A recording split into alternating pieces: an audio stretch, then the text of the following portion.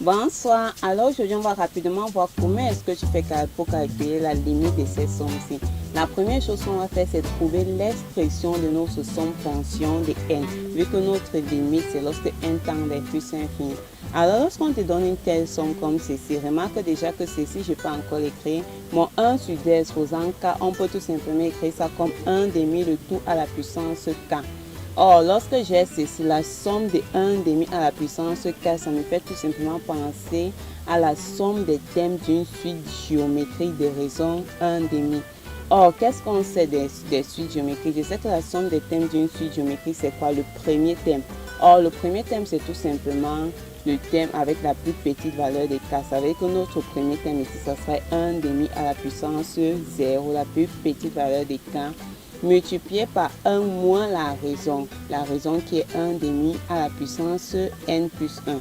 Alors n plus 1, c'est tout simplement le nombre de thèmes de votre suite géométrique. Pourquoi?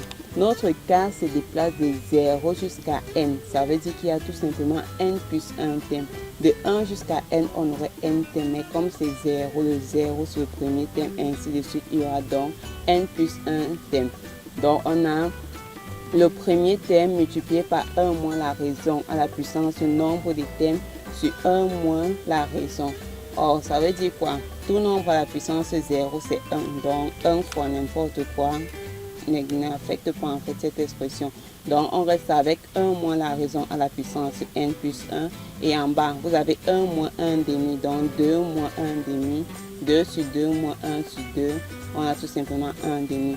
Donc, je peux encore dire que ma somme, c'est quoi? Numérateur fois l'inverse du dénominateur, le 2 va tout simplement monter, le 1 reste en bas. Ce qui veut dire que dans cette somme, on peut encore l'écrire comme 2 facteurs de 1 moins 1 demi à la puissance n plus 1.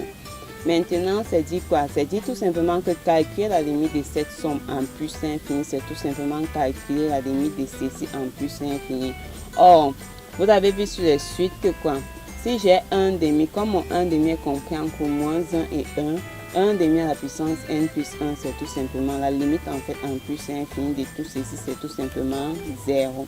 Ça veut dire que la limite à l'infini de cette expression, si ça sera 2 facteurs de 1 moins 0, donc on a 2 fois 1, ce qui fait donc que notre limite c'est tout simplement 2.